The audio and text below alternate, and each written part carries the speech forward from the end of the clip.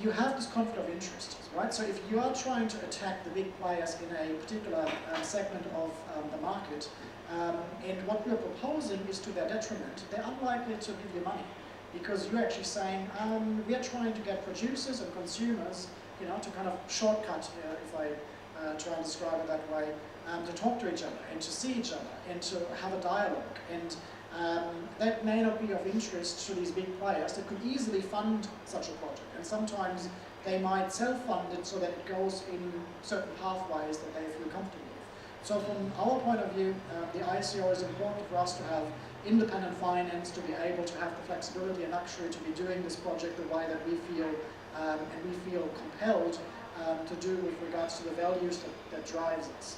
The other one, though, is that the tokens become their own vehicle. So as, for instance, beef moves from Australia to China, and one of the big problems that we are trying to address is food fraud, and the problem that there's dodgy parties on the Chinese side outside Australian jurisdiction that would replace it with horse or with mink kinds of meat, and then sell that off for a cheaper price and sell the other one off for a higher price.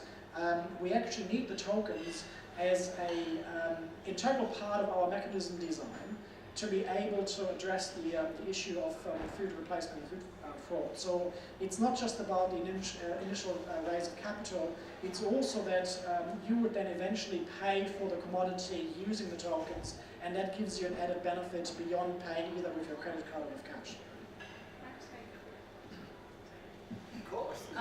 Just with the crypto trader social impact, the difference between the both, crypto traders care a lot about incentives and market sentiment, so they care about their private keys and securing them.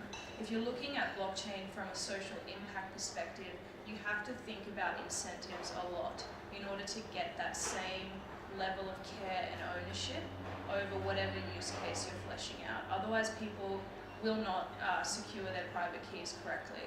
So incentives is the core thing here when you're designing any token mechanism or cryptocurrency. Yeah, I think it's both the incentive and the disincentive. So there is certain incentives and disincentives in the ecosystem of food fraud. Like there is an incentive of ripping open the box as it comes from the shipment and then doing something dodgy by relabeling it or putting something else in there, because the incentive is that I'm making a buck. So we're actually looking at both the mechanism design ways and behavioral economics approaches to implementing both new incentives and new disincentives in order to change that behavior towards ironing out the problem of food fraud.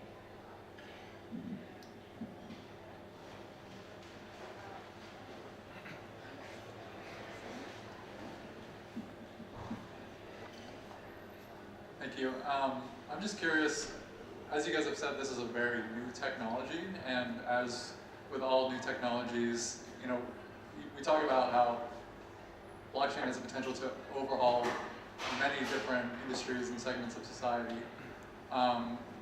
What do you see like 10 years down the track, 15 years down the track? What are some potential perverse outcomes that could arise from us all transacting with one another in a multitude of spaces using blockchain?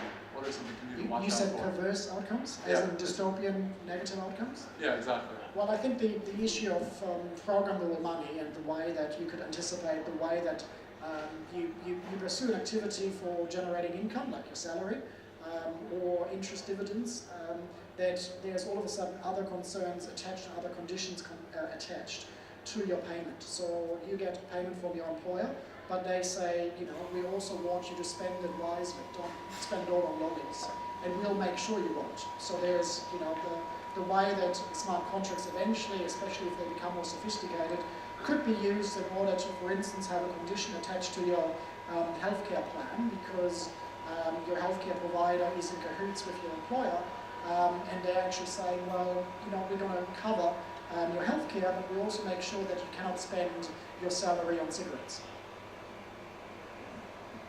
I think you have to remember about the blockchain is that once the data goes in, it's permanent. But you've got to make a decision on what data goes in. That's the whole point. So blockchain is not going to, it's not the actual, the reason why nefarious or problematic transactions can occur. I think one of Madeline just touched on about her incentives.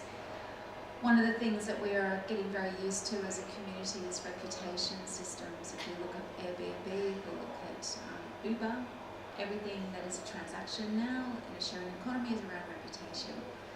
So this is a big thing that we'll also have to take care of. Like if we start rating each other and putting it on the blockchain, then, and it's nefarious because somebody doesn't want to make a decision, that's going to be a really interesting thing too.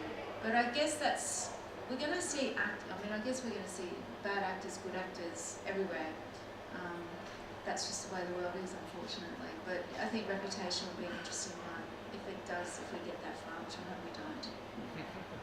Might echo Marcus at both points, but particularly that concern about manipulation and loss of control for the average punter. But I think that the other potential negative consequence is simply disconnection, where we for a range of reasons, we lose our ability to relate to people on a human-to-human level, and that we end up in a situation where the value we ascribe to people is based on sort of like digital ratings, but even our ability to think beyond the immediate material impacts of the transaction at the time is diminished. Like we have that sort of thickening of a connection or a strengthening of a connection, but at the expense of all the other connections in the matrix. That might sound a bit esoteric, but like I worry that when we outsource humanity to a system that has its own purpose and has its own functions, we might lose something of ourselves. I'm definitely not a lot of, I fucking love this stuff, but I think if you're asking what could go wrong, that is one of the things, and I think I see it already. I see it already in the way humans relate to each other and the way we're losing that sense of a deeper ethics or a deeper uniting force. Maybe that sounds a bit wanky.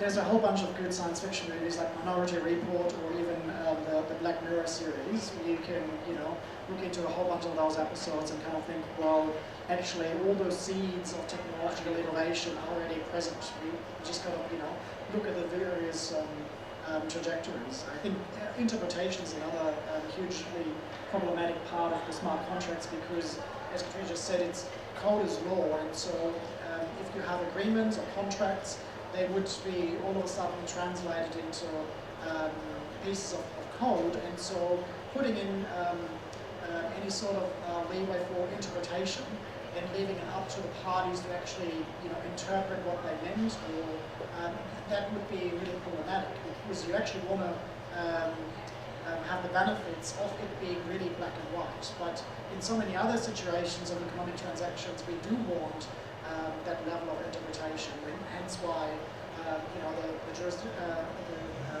judges and lawyers help us interpret what has been written. So although that is, there's a whole bunch of negative aspects to that as well, the other side is that you're all of a sudden dealing with a robot. So you have the scenario of robot debt, where all of a sudden you don't have a human face on the other side on the side of Centrelink, but you have this robot that can just stonewall you, and there are certain interpretations that have been put into an algorithm that will just issue you notices and alerts, and you have 90-minute wait time on the phone. It's an automated voice, and press number 9, and it drives you insane. And it has driven people insane all the way to very serious kinds of situations. And so I agree with John that we must not lose that kind of human element in the way that we are codifying agreements and contracts, for instance, and also policy and regulations. Just quickly, I wanted to say keep using cash, everyone. It offsets dystopian futures.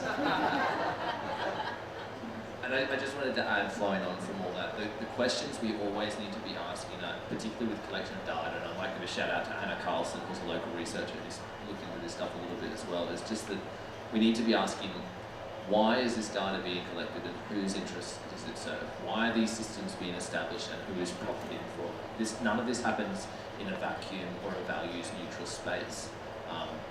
The decision of what project gets grant funding or what a company invests in, those all have flow-on effects and flow-on factors behind them. So the reasons behind why we go down certain trajectories need to be continually interrogated. And that's not to say that that trajectory is flawed or that we shouldn't go there, but simply that we understand the motivations and the factors behind it that will lead us to that point. Question up the back there. People are self-organising to pass the microphone.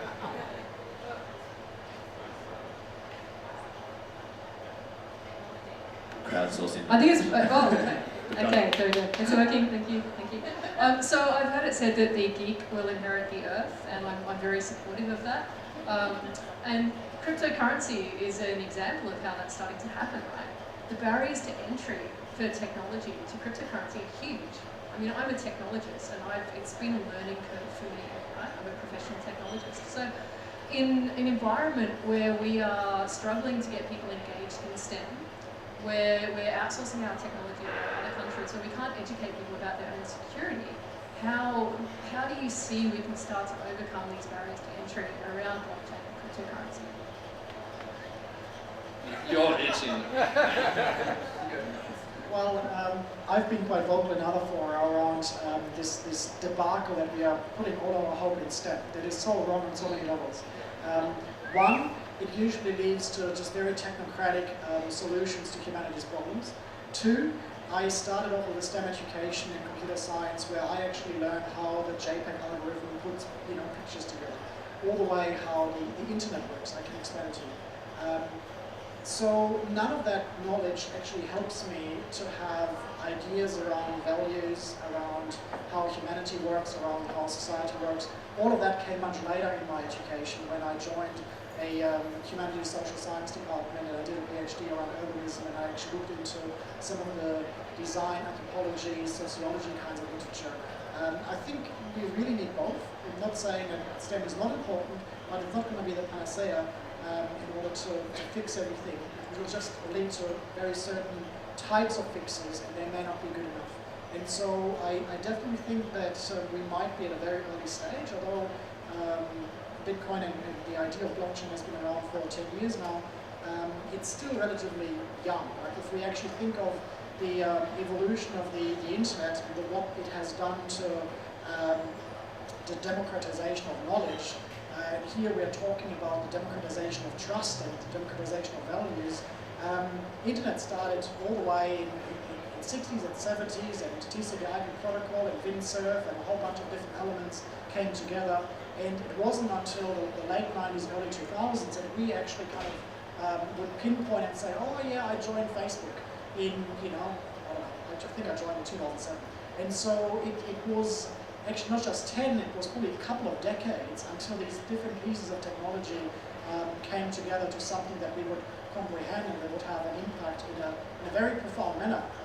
So I think it's still early days, and I think it's still important in order to get people's heads around it. What we haven't really seen is these kind of motor themes around, social networking, social media, that actually triggered a whole bunch of people getting their head around it. Similarly, how we've been applauding Pokemon Go at the time, I think in 2016, for the way that it actually did this whole training exercise globally for what augmented reality is. So although it kind of went up and then went down, but you can still see people saying, oh yeah, that's like Pokemon Go, is it?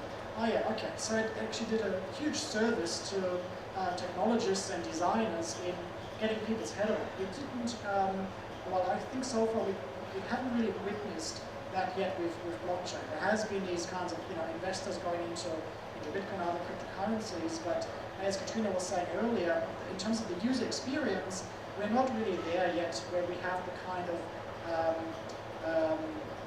Netscape or Alta Vista or Google kind of equivalency for the blockchain infrastructure. Can I say one thing? Crypto kitties.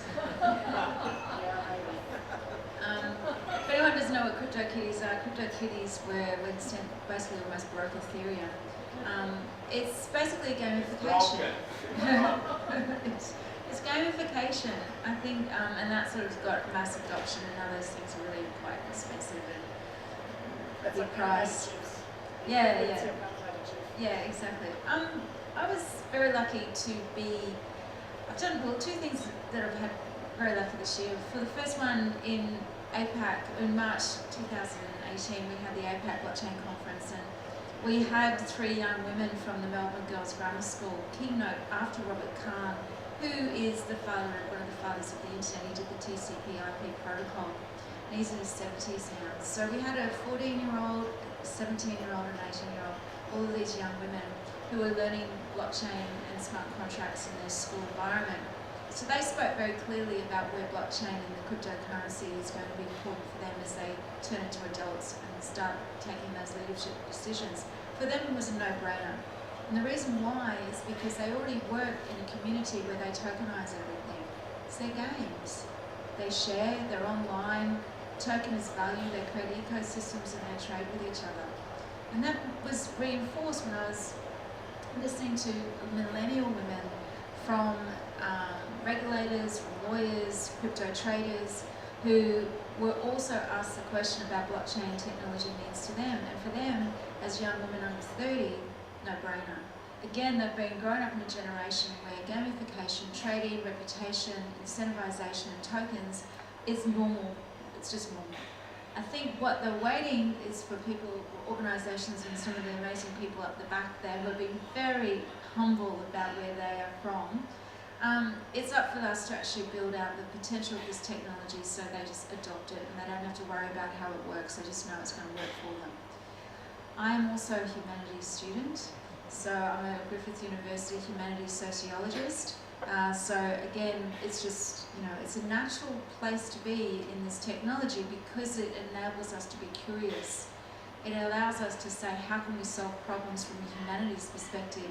And then the technology is an enabler for us to have that conversation. Your question, if I heard you correctly, was fundamentally about how do we bridge the gap for, like, we've got all these early adopters who are charging ahead and then a whole bunch of people who aren't there yet and need a lot of support to get on board with those. Is that